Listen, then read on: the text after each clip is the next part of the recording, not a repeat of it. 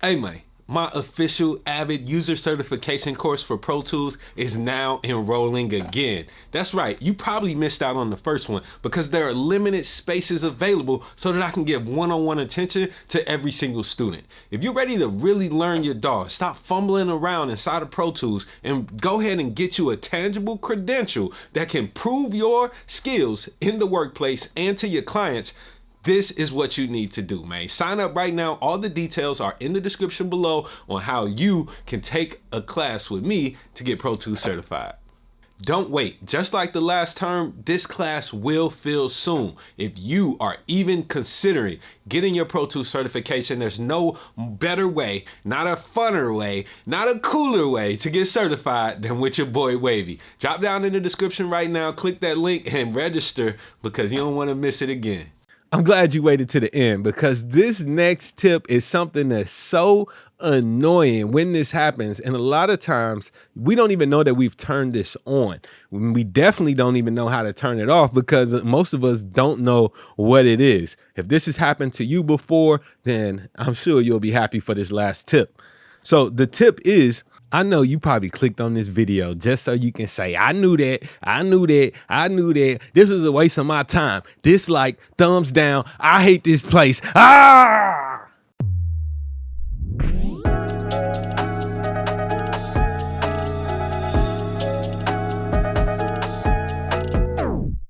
What's up, YouTube? Welcome back to the channel. I'm Wavy Wayne from Wavy.com. And if you don't know yet, this channel is all about helping you to record and mix better and faster. So go ahead, hit that subscribe button and make sure you turn that notification bell on so you can be the first one to jump in the comments and say first. Oh man, we're gonna have some fun today. I sat back and thought about, what could be something to really help y'all out. And what I came up with was a list of 10 things that you just might not know about Pro Tools. So without any further ado, let's just go ahead and run down my list. Drop down in the comments. Let me know which of these 10 things you already knew and which ones were new to you. I'm sure there'll be a little bit of both. All right, so one thing I'm gonna start with is something that's been a favorite of mine ever since I first learned about it, and that is the half-speed playback. Now, there aren't very many practical uses for this that I've found, but I have found it to be extremely useful when impressing clients and getting a little bit of awe up out of them. So let's just listen to this track, right? I'm just solo the beat. All right, so I got this little beat here. Regular playback. If I hold the shift key while hitting the play button, watch this.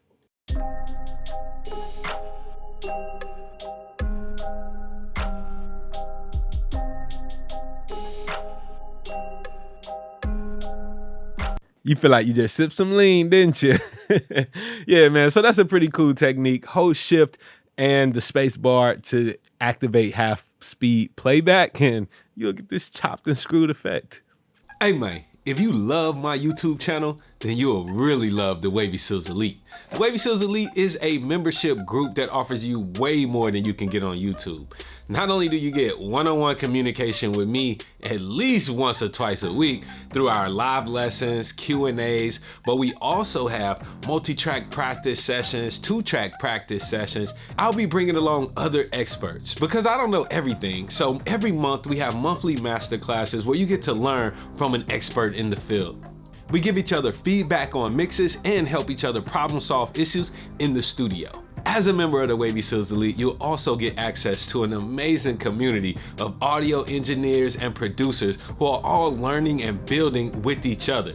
There's 2 membership opportunities for the Wavy Seals Elite. You can choose monthly or annual membership. If you're ready to take your skills to the next level and really grow your career in audio production, the Wavy Seals Elite is what you're looking for. All right, so the next thing that I'll talk about is the do to selected function. The do to selected function basically allows you to do the same operation to any tracks, any amount of tracks that you have selected in your Pro Tools session. Let's take a look at this. So Naturally in Pro Tools, the Option key, if you're on a Mac, that's going to be Alt if you're on a PC. If you hold down the Option key and hit a lot of different functions, it will work as the All key. So if I hold Option and hit solo, it will solo or unsolo every track in my session. Same thing with Option mute, input arm. If I had inputs and outputs assigned to every track, that would work. Same thing if I were to apply an insert, right? If I hold Option and let's say I want to put a de-esser across every track, then I get that same de-esser plugin going across every eligible track at the same time, man. But what if you just wanted to do an operation to only a few tracks at once? So maybe my effects tracks here, these 4 tracks in green, don't need the de-esser, right? Because they definitely don't. So I could make a selection. I did this easily by clicking on the first track, holding Shift, clicking the last one, and any tracks that you have selected, if you hold Shift and Option while you do this, I could go up to this insert, hit no insert, and take those off. Or I can Shift and Option mute those 4, or Shift and Option add a send, or add any other inserts as we saw. So Shift Option, this also works with output. So I could route all of these forward to a totally different output to see all of those change. Shift and Option is the do to selected function. If you drop the Shift key and just hold Option, then it will do whatever operation you are doing to all of the tracks in your session. All right, the next little thing that I got to show y'all has to do with Audiosuite and spot mode working together, okay? I'm gonna just expand my clips list so that we can see this here. But Audiosuite basically is our non-real-time processing in Pro Tools. It allows us to process audio files based on a selection instead of our real-time processors, like placing an insert on a track that will affect the entire track. So if I wanted to do something like go up to Audiosuite, and for some reason, maybe I wanted to do, let's say, something that I typically do with Audiosuite would be like a verify, right? This little button right here, using playlists, is very useful, right? So maybe you don't know this either, but this ain't one of the 10. Whenever this little blue button is lit, that means that whatever process you do in your Audiosuite plugin will replace the selection with the new processed audio file. So if I hit render, you see how my selection has now been replaced with this new processed audio, okay? Now, if I uncheck this and then render that selection, something still happens. What is it? Well, simply the new audio file with the effect is created, but it's dropped off over into my clips list. So if I go over here and look at my clips list, then I see I have a new clip with an extension of verify right here down at the bottom. Man, I wish I can get that to be a little clear for y'all. Right there on there at the bottom, you see verify, right? All right, here's where spot mode comes in. So if you got a clip over in your clips list that needs a that needs to go exactly where it's supposed to, you can drag that clip onto a track, any track, or an empty track, right? Oh, actually, before I do that, I should just enter spot mode first. And then let me go ahead and grab my clip. I'm gonna drag it. When I do this while I'm actually engaged in spot mode, the spot dialog box will pop up asking me basically where do I want to place that clip. I'm gonna go to the original timestamp and hit this little up arrow, which will send this clip to its original timestamp position. I hit OK, and now that clip is perfectly in place. Now that could work too. Let's say if you deleted a clip and you didn't mean to, and the only place that you now have that clip is in your clips list. Well, then you can drag it back into your session while using spot mode, and then hit the original timestamp to get that clip exactly where it belongs. This next process is pretty cool, man. This was introduced in Pro Tools 10, I believe. Don't quote me on that. But this is really dope and I like this one. But basically, it's the ability to send or route to a new track. You could do this with submasters and all of that, right? But let's just say I wanted to set up a new effects for the purpose of this video, maybe a flanger, right? And typically I would go and make a new track, call it flanger, set up a bus and all of that, all these different steps. But right now I can just go right to a send selector and scroll down to new track. The new track dialog box pop up. of course, for a time-based effect, I want to use a stereo aux input track. I'm going to name it Flanger. Watch what happens. Boom. Pro Tools creates the track for me, assigns a bus to the input that's already appropriately named, right? Sends to that bus. All I got to do is insert my flanger. Let's just search for that. All I got to do is insert a flanger and turn up the send level. And now that flanger has been activated. Another really dope feature that's advanced, and we talk about this in my advanced Pro Tools certification course, is the ability to use elastic audio for pitch shifting. Now, elastic audio has some great benefits and great uses in your Pro Tools session, which you can learn a whole lot more about in the Avid Pro Tools user certification course that I host.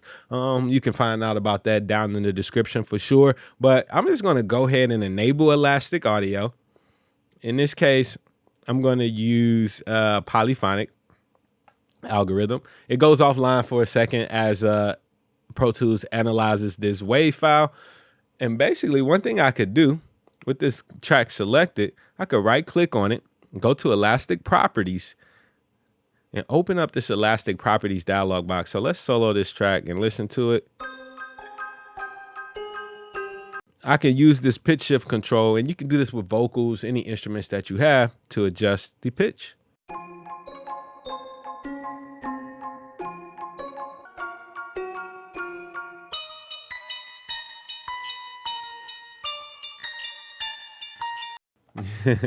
So that's one little way that I really like to do elastic audio pitch transposition.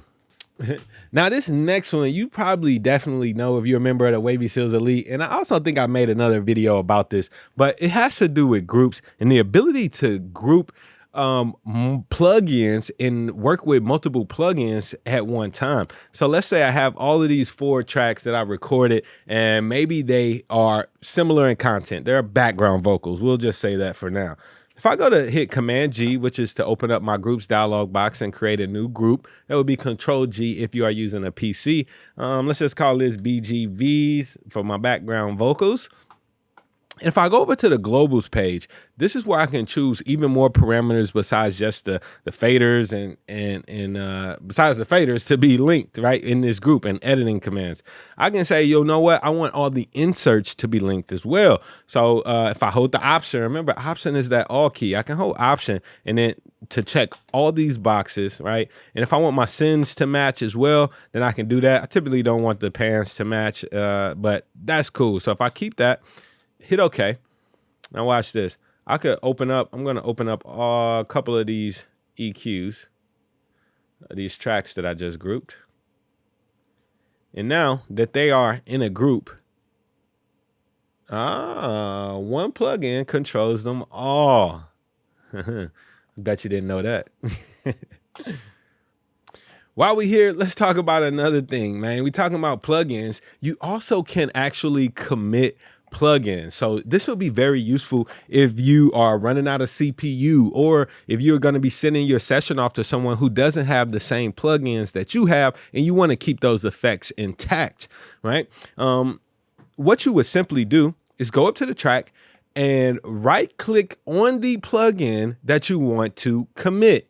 Right. And it works like this. It will commit up to that point. So if I wanted to commit the auto tune, the EQ, and the de-esser on this track, I would right click on my de-esser and hit commit up to this insert. Once I do that, I get a dialog box that asks me what I want to do with the tracks, because ultimately Pro Tools is going to make a new track with the processed audio, basically committing these plugins, meaning they're going to print the effect of those plugins to my audio, and I'll have a brand new audio file with the auto tune, the EQ, and the de-esser already printed in. Now, when I do this, hit OK. Pro Tools is rendering it down.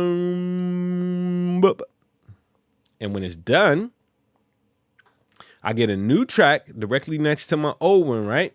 That looks a lot like it, except those first 3 plugins are gone because they're no longer needed. I can now go ahead and get rid of this individual track because I don't need that one anymore. I can go ahead and hide that one, make it inactive, or even delete that track. But I have the whole new one with the processed audio right here, ready to go. Another thing that can really be helpful is using import session data, right? Import session data allows you to import entire tracks and other data from another Pro Tools session. This can be useful if I need to import my effects tracks for a template, or maybe I had some cool vocal chain that I used on one mix and I want to use that exact same vocal chain on another mix. I can import that vocal track from one session to the next with the plugins still on it, with the sends on it, and all of these settings still intact. All right. To do this, you simply go up to the file menu and choose import session data, or use the shortcut Shift Command I or Shift Option I. You choose a session that you want to import data from, and then you go ahead and choose the track. So you, in this middle section, you will see all the tracks that are in that session, and you can be like, you know what, maybe I want that reverb or that delay from that session I did yesterday, right?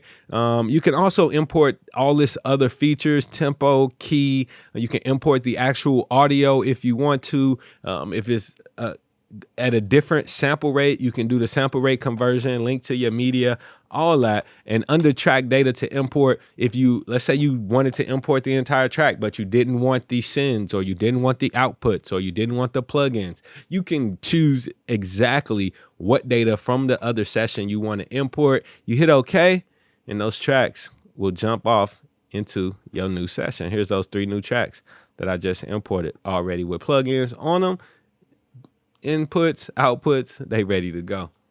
Next up, we're going to talk about the nudge feature. The nudge feature allows you to move a clip or selection in small increments earlier or later on your timeline.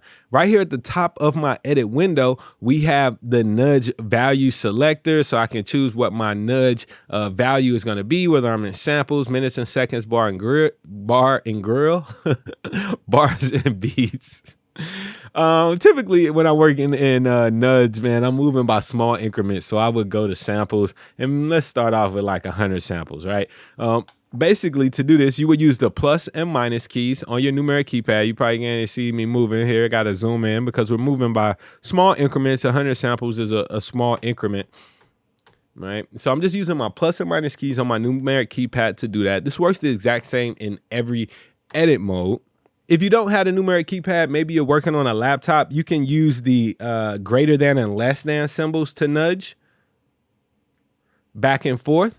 And you can also have the M and the /, which will allow you to actually double and nudge by twice the amount of your nudge value.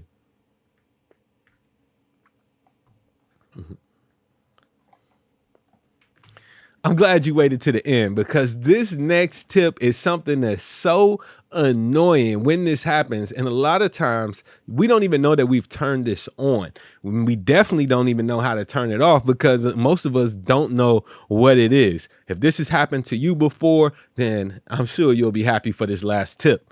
So the tip is insertion follows playback. It's this little button right here.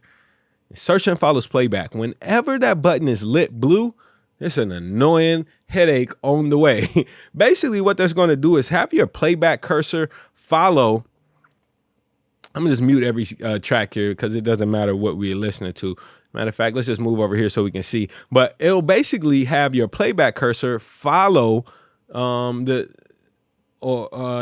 insertion point will follow the playback cursor. Excuse me. Once I hit play, typically my operation, I want to be able to hit stop and have my cursor jump back to the same spot I played from. This is very useful when you edit in sections. I can stop and pick up from the same spot. Whenever this insertion follows playback is turned on, and the reason that we can accidentally turn it on is because the letter N on our keyboard, which is directly above the spacebar that we're hitting 1,000 times a session, actually turns that on. So when it's turned on, watch what happens.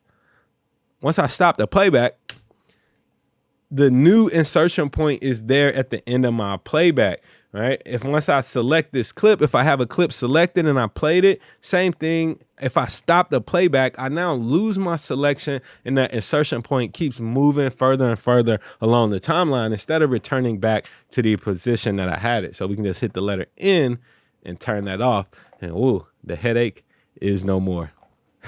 I hope you have found some gems in this video that you might not have known before, or maybe some things you just needed a little clarity or refreshing on. I'm Wavy Wayne from WavyWayne.com. If you found some stuff that I left out or you knew, whatever, I want to know what you did know and what you didn't know down in the comments below. You know what I'm talking about?